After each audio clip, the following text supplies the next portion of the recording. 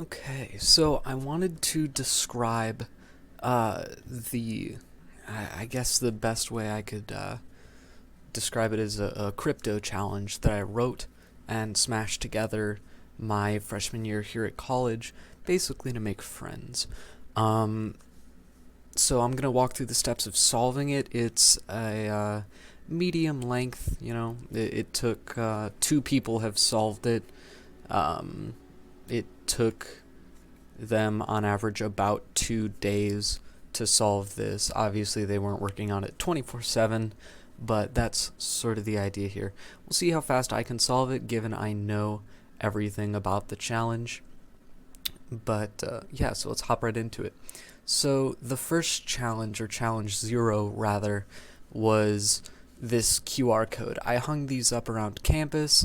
I think I probably hung like 10 of them up. It wasn't a whole lot in choice locations, particularly in STEM buildings and labs where cybersecurity students and software students and computer science students would typically be hanging out. So obviously you go through and decode this. If I save it, I should probably make a folder for this. I'll get to that. So obviously you'd probably decode this on your phone, but I am on my computer right now, so let's go through and decode it, and here we go. So it decodes to the text, crack this cipher, and it's got a string. Now, if you've ever done any kind of crypto challenge, it did not copy. You should be looking at this and thinking, okay, this follows a very particular pattern. There we go. So if we're looking at it, it follows a very particular pattern. This is clearly a web address. We've got the colon / indicative of the protocol and the address. So, okay, what's the most common type of cipher you find? Typically, you'd find a Caesar cipher. So let's just type in cipher cracker. I'm sure that there are plenty of these laying around. Crack cipher. And we give it this. Did it not copy? Come on, guys. So we give it that. Crack cipher. And here we go. HTTP. That's a plus 14 offset, which shouldn't be relevant if you feed this into any modern software. You should be able to pick out the HTTP based on this. So, aside from that, it's mostly random. Okay, so we've got a .onion address. If we just look that up, because that's not a normal TL top-level domain. So if we look that up, .onion Wikipedia is a special use top-level domain for registering an onion service reachable via the Tor network. Okay, so the Tor network. If you learn a little bit more about that, you go and find their custom web browser. I'm not going to get into the depths of the Tor browser or its mechanics, but the TLDR is that this is a mechanism that lets users stay anonymous when contacting websites. It lets websites stay anonymous when hosting things for their users. So, okay, cool. So you go and you get the Tor browser. I'm going to go ahead and launch that here. And I'm going to copy that. So let's take a look. Now this is called the Dolphin Challenge. There's no particular reason for that. That's just what I ended up choosing. So we've got the Dolphin Challenge. Challenge 0, we found our web address. Cool, so let's go to it.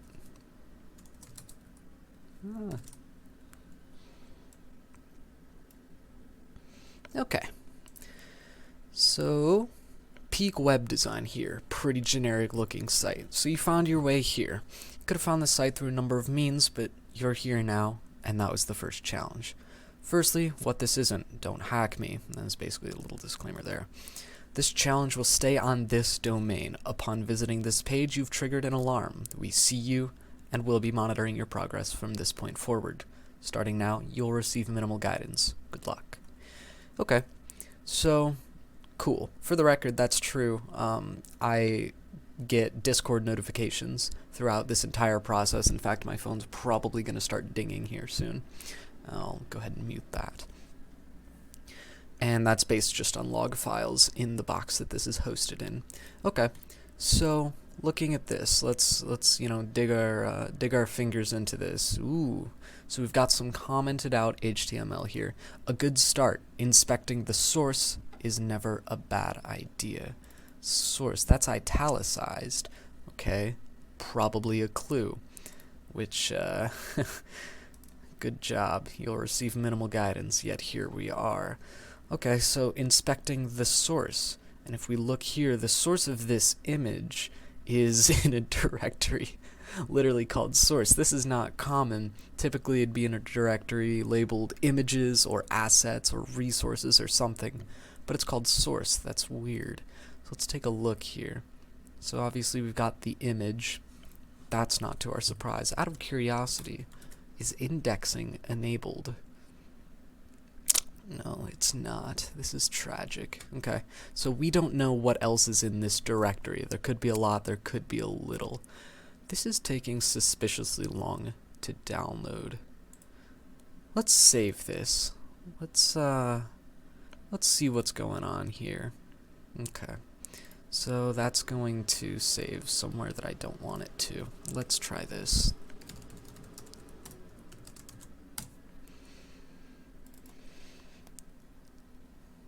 Here we go. So downloading this image, whoa! This is a 5.6 megabyte image, but look at it, it's tiny. It's 492 by 330 pixels. That's really weird. There's something in this image aside from the image. These are the thoughts that you should be having when you're doing these kinds of things. The fact that this page took weirdly long to load is a massive giveaway. And the reason is that image right there. So let's go ahead and download this and take a closer peek, a closer inspection. Alright, so here's the deal. We've got this massive JPEG file. Let's go ahead and take a look at it. Alright, ooh, interesting. So we've got some plain text here. Strings is, it just pulls out all of the principal characters in a file. So we've got some plain text here. This might contain some files. Clearly contains some files. I mean, look at this. We've literally got file paths. Yanny.wave, challenge0.text, challenge02.text. This is very interesting.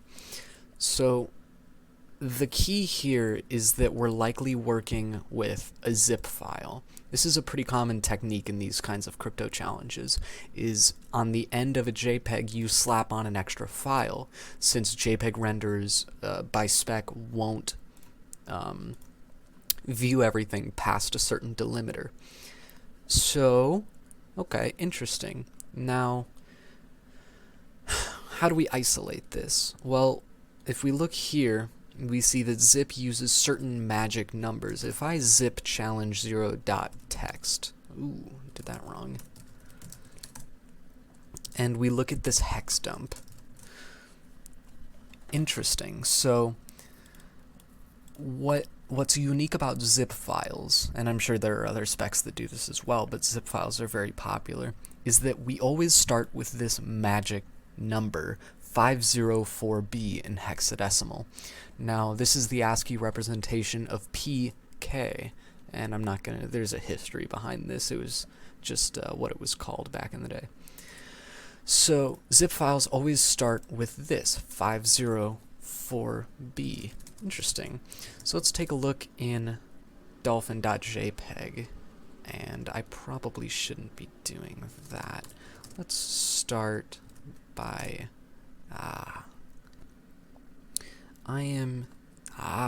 okay. So this starts at character 7310. I'm going to go ahead and use DD.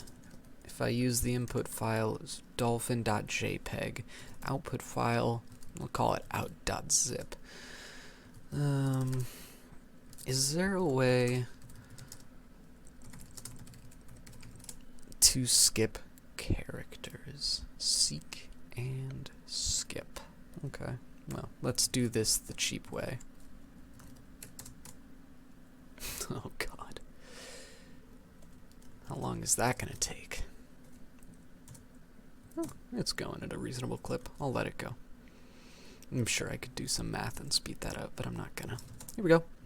Out.zip. If we take a look, zip archive data. Perfect. Let's move this and stay organized here. Awesome. So we unzip it. 252 extra bytes at the beginning. Are we sure? Oh yeah, it does look like it. I messed up a calculation there. So it starts here, clearly, and for some reason it kept a good chunk of this. Okay, cool, that's fine. It skipped it. So we unzipped this folder here, challenge02.txt. Not too shabby. Let's do it again. Do it again. So this is a hint. We just found a file embedded in another file. Odds are this is going to be the case again. So let's take a look at this. Challenge 1. We get yanny.wave. Now, this was a thing that went on some time ago. Ivory Kelly Martin, right side run, first down, Iowa. Oh, interesting. I expected this to be the Yanny versus Laurel debate.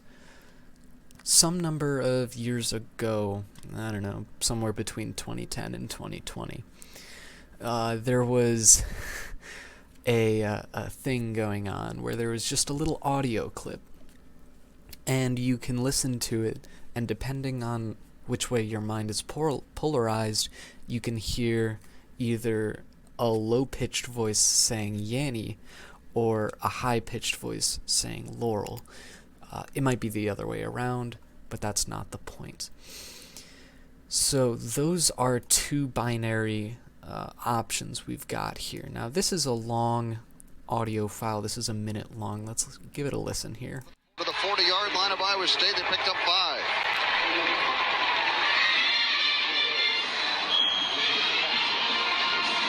Line of Iowa State. Run.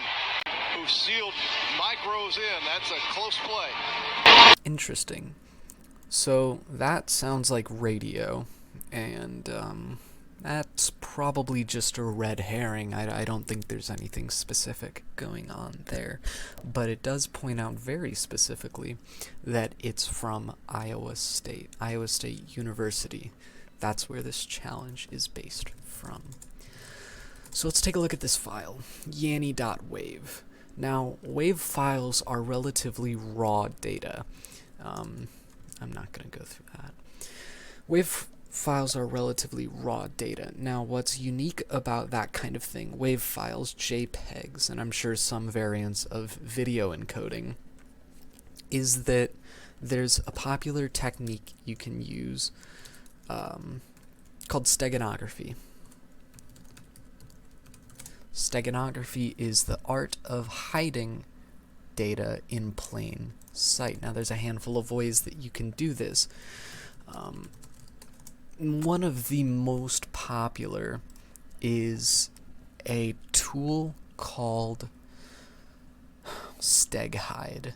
You can use this for images. You can use this in, I'm not sure exactly, is it literally just JPEGs and audio?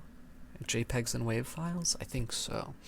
So Steghidden is, yeah, it's just an implementation of steganography that you can download in any major Linux distribution. So let's take a look here. How do I use Steghidden? Let's see what information we can find from Yanny. Interesting. So it needs a passphrase. Now, Steghidden by default encrypts things while it hides it in the data. This is pretty effective. It makes normal data look more like random noise.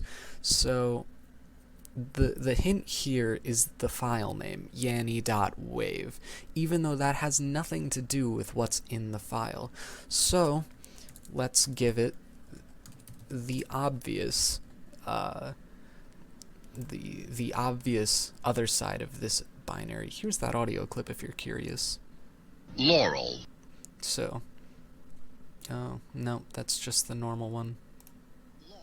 Laurel. So apparently people hear either Laurel or Yanny based on that. So let's give it the obvious other counterpart. Laurel. There we go. Embedded file, challenge3.txt, encrypted with 128-bit AES. No, that's not right. Oh, that was just the info. Okay, let's try and extract it. Nope. Okay, so this is the Stego file. Let's give it Laurel. Wrote extracted data to challenge3.txt. Cool. So we have challenge3.txt. Ah, I didn't mean to do that. I appear to have messed up my organization here.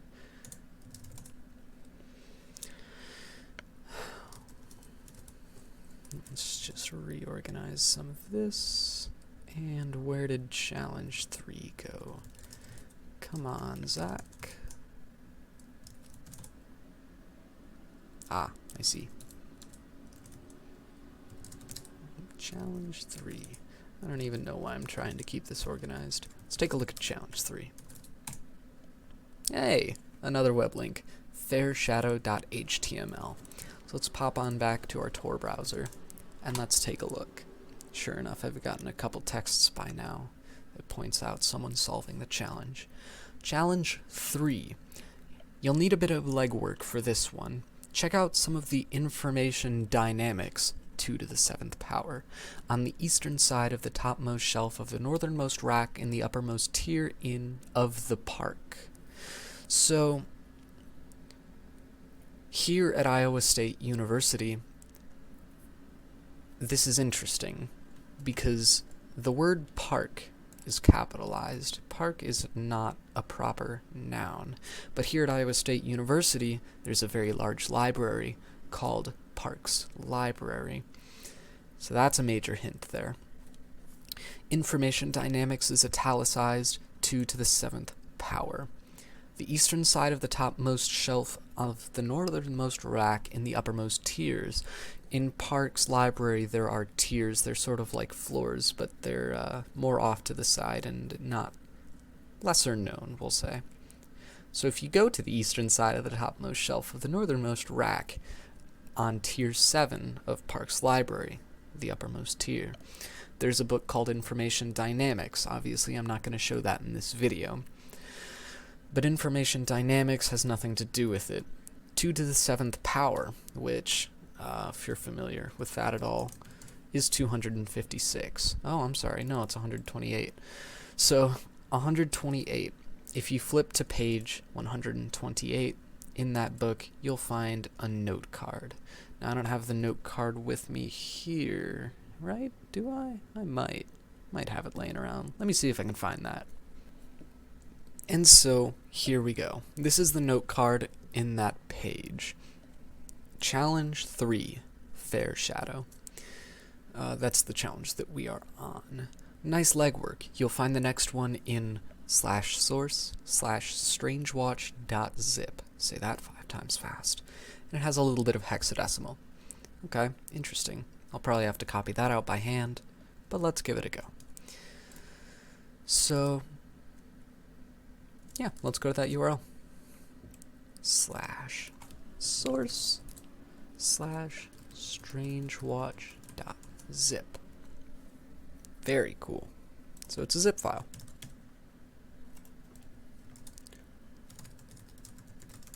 So let's download that and unzip it. Ah, needs a password. Very cool.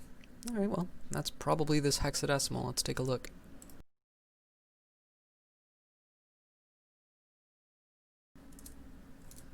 So let's go ahead and decode this.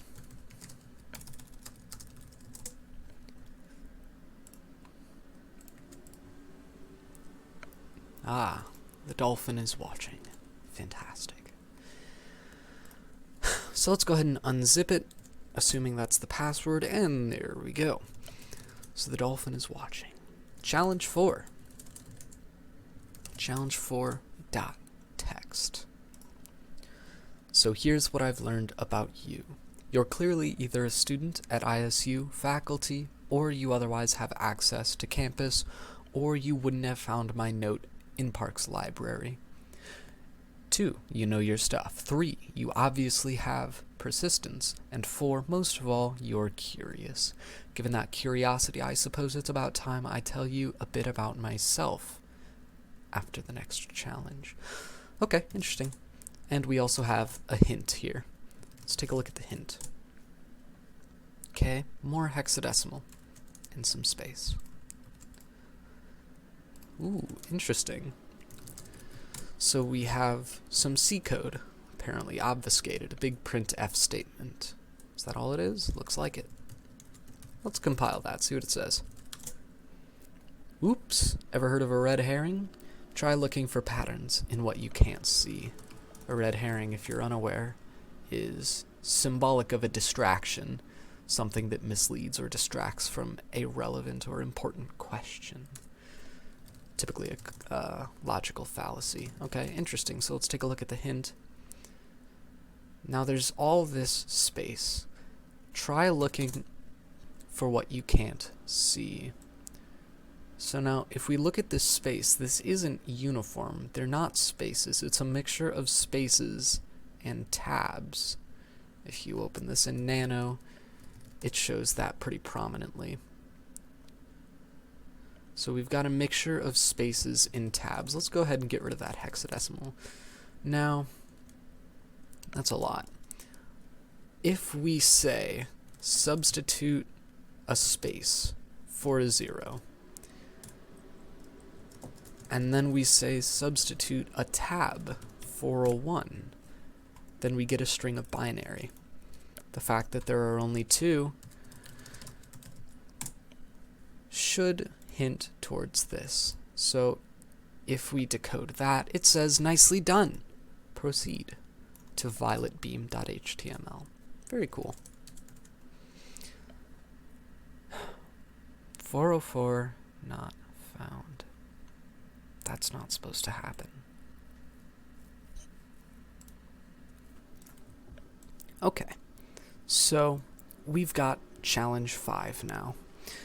Challenge 5 says check out the nostalgia on good old port 22. Username Joshua and a long digit password. Port 22, if you're unfamiliar, is the home of course TCP port 22 is the home of Secure Shell, SSH, a very popular remote administration tool for Linux. And I'm sure some other systems. Oop, shouldn't be there. So, I'm going to go ahead and remove that. So let's go ahead and SSH there.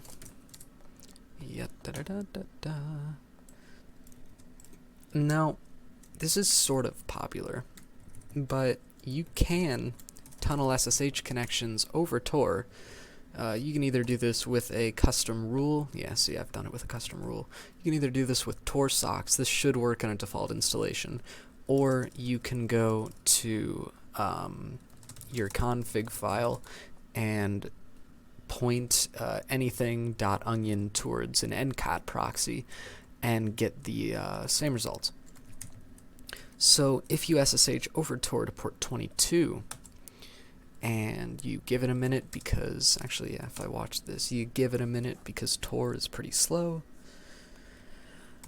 It's not going to accept that key. But if we go, I accidentally did root. If we go with username Joshua and this big long password, and I paste that there, interesting. So typically what you would expect with an SSH connection like this is a shell, either bash, sh, zsh, or something of that ilk. This is not that. This is very clearly something else. Now, I actually wrote this from scratch. It's written in C. I probably shouldn't do that. I should write it in some other upper level language for easier management, but I didn't do that. And this is what I did instead. So, here we go. It says, "Greetings, Professor Falcon." That's really interesting. Let's see what happens if I just say test. And it boots me off. Okay. So, clearly I'm not Professor Falcon. I don't know what it's talking about. Let's Google this phrase. "Greetings, Professor Falcon" is the name of this YouTube video. Seems to be a lot of backstory behind this phrase. So, this is actually from a movie called War Games, 1983. I'm not going to get into the depth of War Games, but basically there's a scene where the main character, a high school hacker, breaks into a machine called the WOPR. And this is that scene.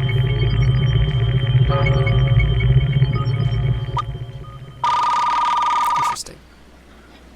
We're in. It thinks I'm Falcon. Hello.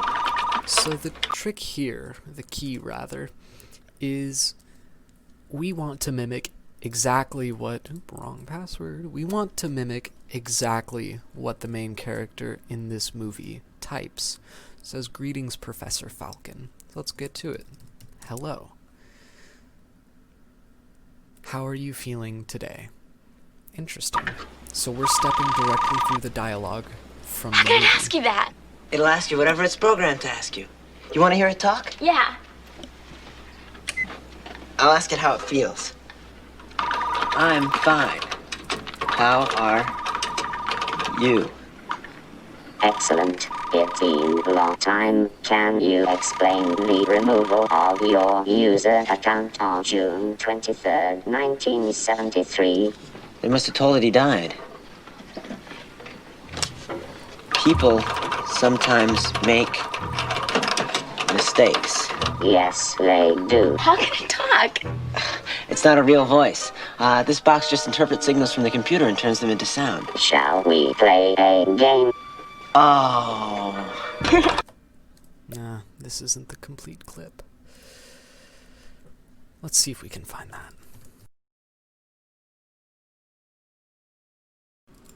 I don't know why they upscaled it to 4K. I'm not particularly interested in that. Joshua. Ask you that. User account on June 23rd, 1973. They must have told it he died. People sometimes make mistakes. This box just interprets signals from the computer and turns them into sound. Shall we play a game? Oh. I think I missed him. Yeah, weird, isn't it? Yeah. Love to. How about global thermonuclear war?